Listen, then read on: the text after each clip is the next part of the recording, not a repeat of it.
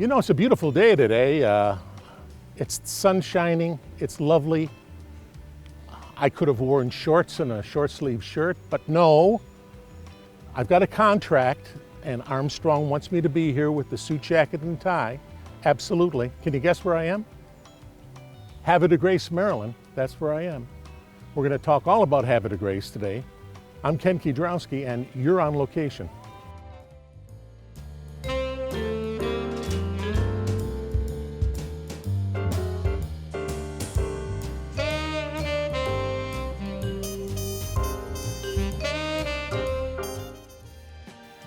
Well, once again, I'm Ken Kidrowski, and here we are on location. And as you know, we're in beautiful, sun-filled Havre de Grace, Maryland. And I'm standing right next to the mayor here, Mayor Bill Martin. And Bill, how long have you been mayor of Havre de Grace?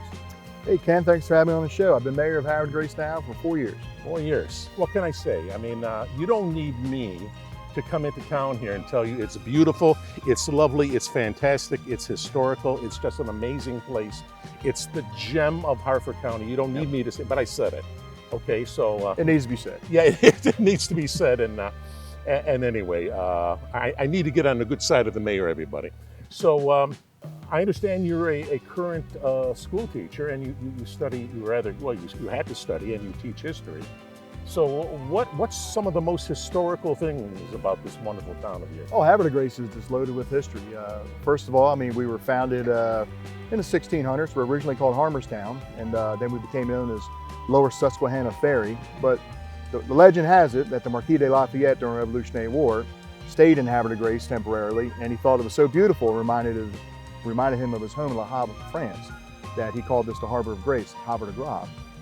We locals call it Havre de Grace. I mean, confuses the French a little bit how we pronounce it, but yeah, it's how you pronounce it locally. But to begin with, we have that history connection to Revolutionary War. Yeah, so you get the Canadian tourists from Quebec come down here, and they hear that, and they look at it and go, these Americans, they just don't know how to speak French.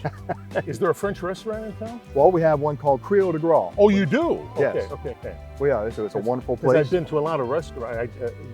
Havre de Grace restaurants, but I'm not there. So we have a statue of Lafayette. We have a Lafayette Street. We celebrate Bastille Day. We have a historical trail called the Lafayette Trail, where you can take and see over 60 historical sites. So we have a little French connection. The French connection. There you go. Well, that's another story we can talk about some other time. I understand that getting to Civil War times, that there is the possibility that the Underground Railroad kind of went through here.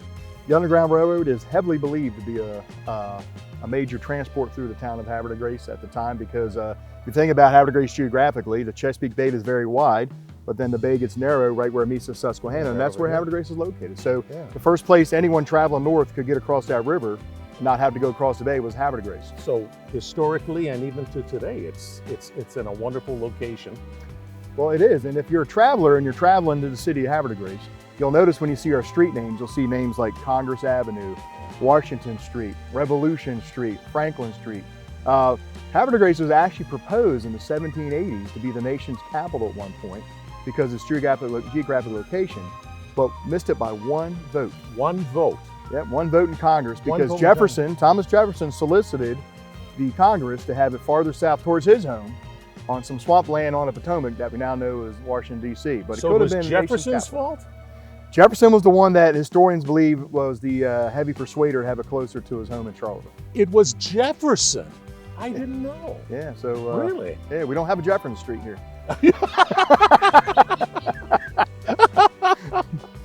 But it's almost kind of like when a town solicits the Olympics, to bid for the Olympics. Yeah. That's what we were doing. We named our entire city after Revolutionary War heroes and so you did all that thinking you're gonna get the nation's capital, and then here we are. We could have been standing on the National Mall right now. Right, exactly. Or the Washington Monument could have been here instead of the lighthouse. And across the river could have been the Pentagon, right? Wow. Yeah, just like that. Wow, the Pentagon, that's right, instead of the firehouse. Oh my God, it would have changed everything. Well, I know, wow, it's amazing. So, what's going on here? I mean, I think I could name some things, but I think I see a lot of improvements in all the aspects of the town here, the city. Because you are an incorporated city. Yes, sir, we are. Yeah. Havre de Grace has it all. Ambulance, fire, police, hospitals, wastewater treatment capabilities. You name it, we have it here in Havre de Grace. We're a incorporated city, but one of the things we really like to concentrate on in Havre de Grace, especially thinking about all citizens being very inclusive, a lot of things we invested in is handicapped accessible rampways in our parks, new playground equipment that addresses children who have special needs, water fountains that are ADA compliant. We want everyone in our community to feel that Havre de Grace is a place for them. We work really hard on being inclusive, and it's very emblematic of our city. I often say Havre de Grace is the free city. You come here because you're welcome here no matter where you're from. But tell people what's special about those water fountains. I know they're special. Well, the biggest compliments we get come on. is that all of our water fountains have a little doggy bowl. Have in a the bottom, doggy ball. and the dogs love it. So you walk your dog in Havre de Grace, and then you hit the button, and the dog. So there are like 3 levels of water. There's water for tall people. We have a water bottle filler. Yeah. We have accessible for children or people in wheelchairs, and we have one for dogs. So it's not rocket science, but we have it. Yeah. All right. Okay. Well, Havre de Grace, everything. The Harbor of Grace here in Harford County. Mayor Bill Martin. Ken, I told you the time was going to fly by. thank you very much. And Absolutely. then, thank you for talking with me, and we're going to take a look around town here and see what kind of trouble we can get into. But nothing illegal, sir. Nothing illegal. Don't worry, I got your back. And we'll be back in a minute.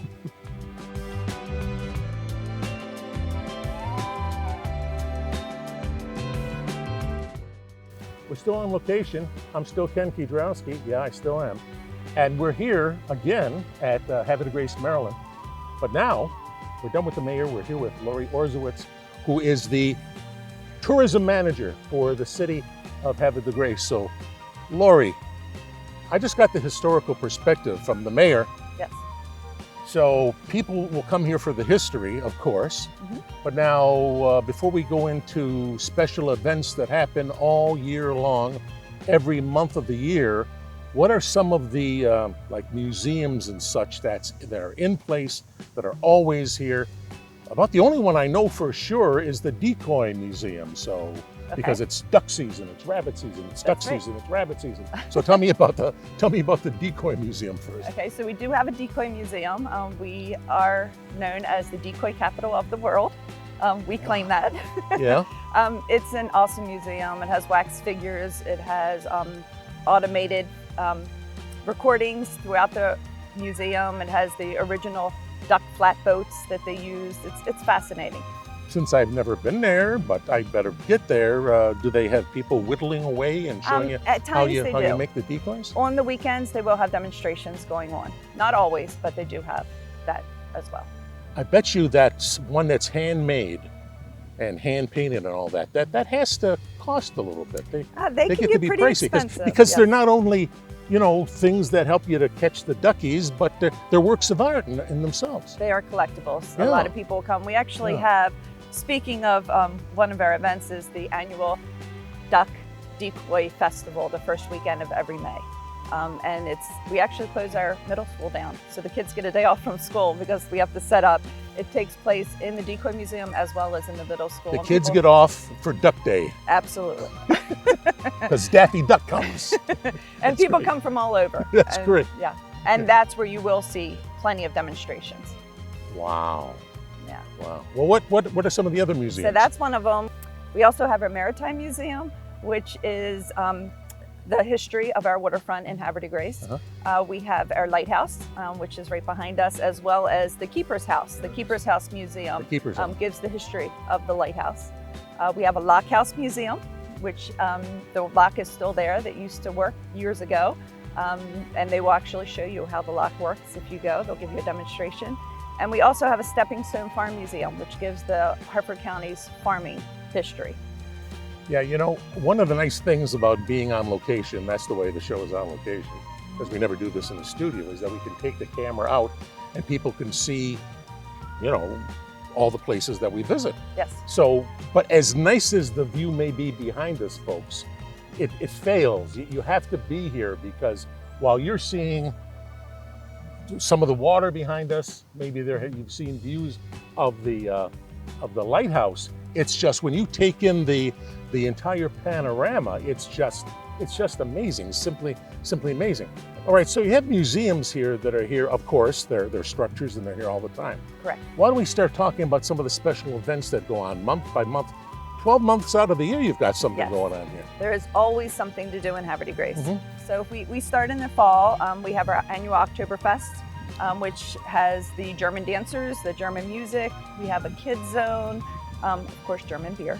Of course, there has to be beer. If there wasn't any beer, nobody's going to come to an Oktoberfest. So we do, and vendors and all, that's a lot of fun. That draws a lot of people. I believe we're on our 5th year doing our Oktoberfest.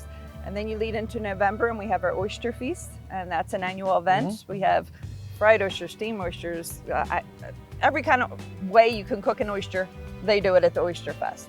And then that leads into our holidays, which are just simply breathtaking here. The water, like you said, is beautiful, but when you light it up with hundreds of thousands of lights, it's amazing. So our the trees by the lighthouse get lit up. All of our main street is lit up with lights. Does Santa show up? Santa shows up at the parade. All So right, we have Santa has to be there. we have a Holly Jolly First Fridays. We have First Fridays throughout the year, but that's our Holly Jolly First Fridays. And the parade is when we welcome Santa. And we have Santa's house, and it's wonderful. It's wonderful. We have a Christmas market that day. That's when all the lights get lit up. You feel like you're in a Hallmark movie when you go to that festival. It's beautiful. All those Hallmark movies. It's this, it's the same movie, just different people, and they change the town, but it's the same movie all the time. It's true. So you could do it right here in Havre de Grace. That's right. They should. Well, and to end it, and talking about decoys, we have a duck drop. So on A duck drop. a duck drop on New Year's Eve, we lower a duck instead of a ball like New Year's. We lower a duck and we have fireworks. Do the PETA people know you're dropping ducks? It's just one doesn't duck. sound right. It's Duck just drop. one duck. Yes, yes. Welcome to 2020. Yeah, and Yeah. it actually happens right down here at the lighthouse. Wow. So yeah. Oh, you drop it from the lighthouse? We do not. A fire truck will come and raise it in the air, and it lowers down you for the drop it countdown. From what you call So it, Squanah snorkel. Hose Company is the one that organizes that event. Okay. And it's followed by fireworks, which Right. are always amazing, especially out over the water. All right, so we're up to January January. now. Okay, so then in January and February. So we go into our Mardi Gras. Oh, yeah, sure. We have a Bourbon Street in Havre de Grace. So we have a Mardi Gras parade. All right, It is a okay. family-friendly parade. Yeah. We throw thousands of beads and candy and throws, so that's a lot of fun. Wow. We also have a Mardi Gras ball to kick that off Wow. the week before. So that's our Mardi Gras festival. I already told you about our Decoy Festival Yeah. this beginning of May. We also last year started a John O'Neill Festival. So John O'Neill is the one who manned the cannon in front of the lighthouse when the British attacked us in the War of 1813 or 1812. They hit us in May of 1813. And so we celebrate John O'Neill because the town came back together, rebuilt itself, and we are we are today. So we have a John O'Neill Festival. Okay, very quickly, a little bit about the Jazz Festival.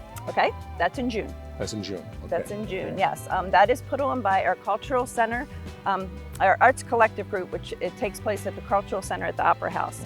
It is a newly renovated building, and we have stuff going on at the Opera House all year long, but we have this big Jazz and Blues Festival that happens in June. We have acts from all over the United States come.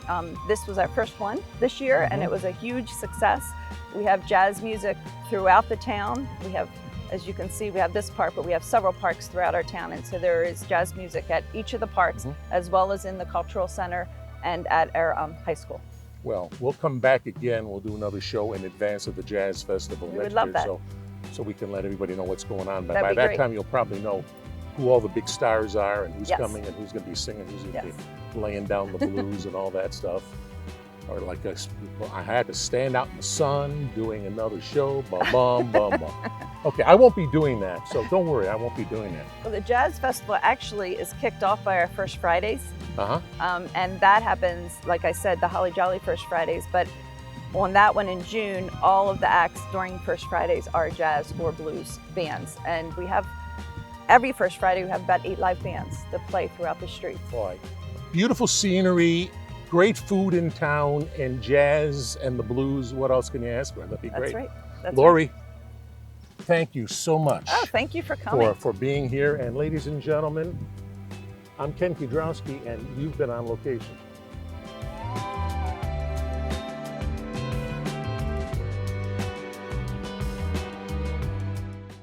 Well, I hope you have the idea by now that there are too many reasons to come to Havre de Grace, Maryland.